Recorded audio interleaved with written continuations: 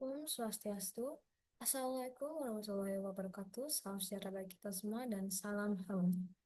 Perkenalkan, nama saya Nika Desi Suranjini dengan NIM 241 101 103 dan 3 dari kelas IKI BK semester 3.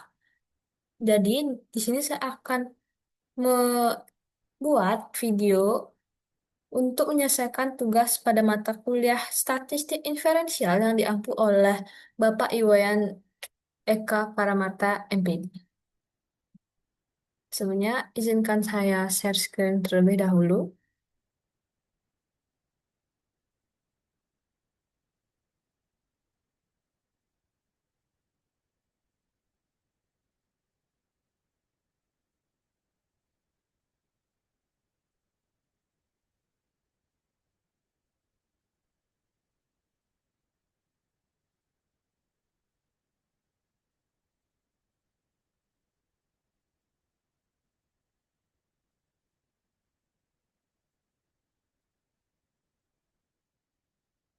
Baik, jadi di sini saya akan menjelaskan mengenai pengertian analisis korelasi dan analisis regresi. Jadi, korelasi adalah hubungan antara dua variabel yang mana tujuannya untuk mengetahui seberapa kuat dan ke arah mana hubungan itu terjadi. Apakah hubungan tersebut positif, negatif, ataukah tidak ada hubungan. Contohnya yaitu apakah motivasi belajar berhubungan dengan prestasi siswa. Nah, jika motivasi meningkat dan prestasi juga meningkat, berarti hubungan antara motivasi belajar dan prestasi siswa itu berhubungan positif. Tapi, jika motivasi meningkat tetapi prestasi menurun, jadi hubungan antara motivasi belajar dan prestasi siswa itu negatif. Tetapi jika tidak ada pola yang jelas antar keduanya, maka keduanya tidak memiliki hubungan. Kemudian selanjutnya itu pengertian regresi. Jadi, regresi digunakan untuk memprediksi nilai suatu variabel berdasarkan variabel lain. Tujuannya bukan hanya untuk melihat hubungan, tapi juga menghitung seberapa besar pengaruh satu variabel terhadap yang lain. Misalnya, seberapa besar pengaruh motivasi belajar terhadap prestasi siswa. Jika motivasi naik 1 poin, prestasi siswa naik berapa poin?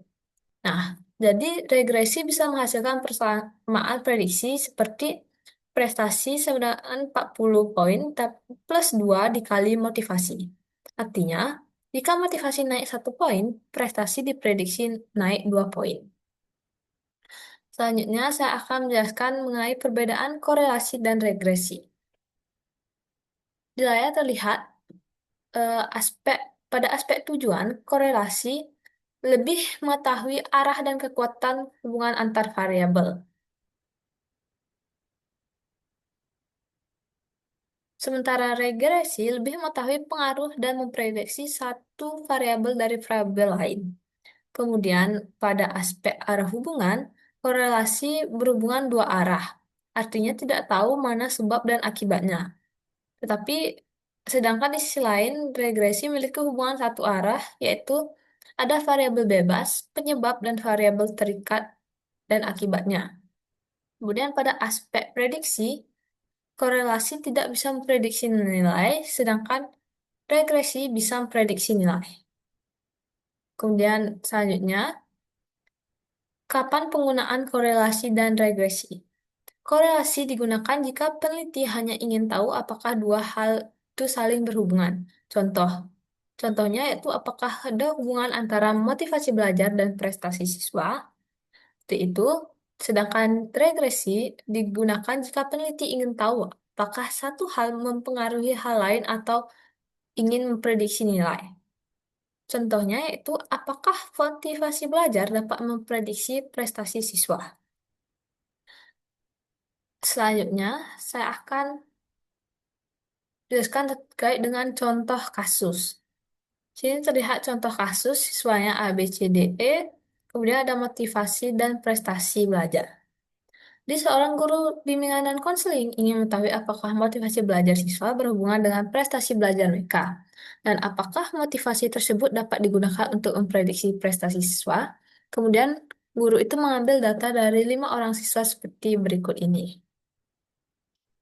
Nah, Nah, dari hal korelasi, di mana korelasi melihat arah dan kekuatan hubungan antara dua variabel, di mana pada tabel sebelumnya itu diperlihatkan jika motivasi semakin tinggi, maka prestasinya juga semakin tinggi. Yang berarti hubungan antara motivasi belajar dan prestasi itu memiliki hubungan positif dan kuat karena keduanya naik bersama-sama.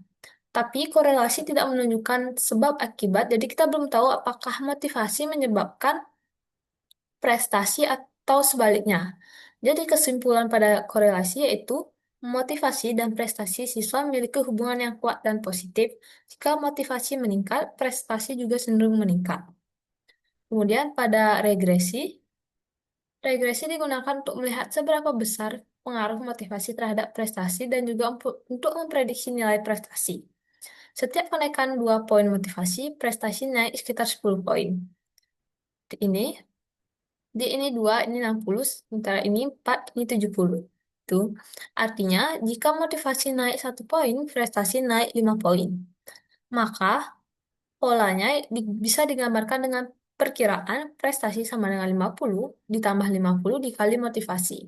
Artinya jika motivasi 0, prestasi dasarnya sekitar 50. Dan jika motivasi naik 1 poin, prestasi naik sekitar 5 poin.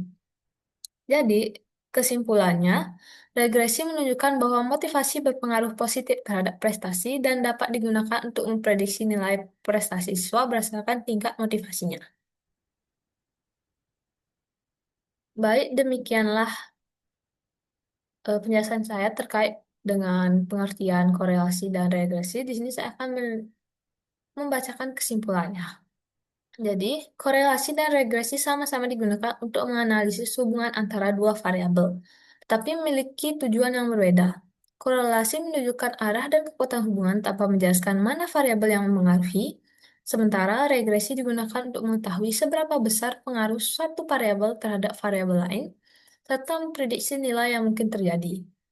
Nah, berdasarkan contoh yang sudah saya berikan tadi, motivasi dan prestasi siswa, diketahui bahwa motivasi belajar memiliki hubungan yang positif dan kuat dengan prestasi, serta setiap kenaikan motivasi diikuti dengan peningkatan nilai prestasi. Dengan demikian, dapat disimpulkan bahwa korelasi membantu memahami hubungan antar variabel, sedangkan regresi membantu mengukur pengaruh dan membuat prediksi yang lebih spesifik. Baik, demikian. Baik, demikian penjelasan dari saya terkait dengan pengertian, analisis dan korelasi dan analisis regresi serta contoh kasusnya.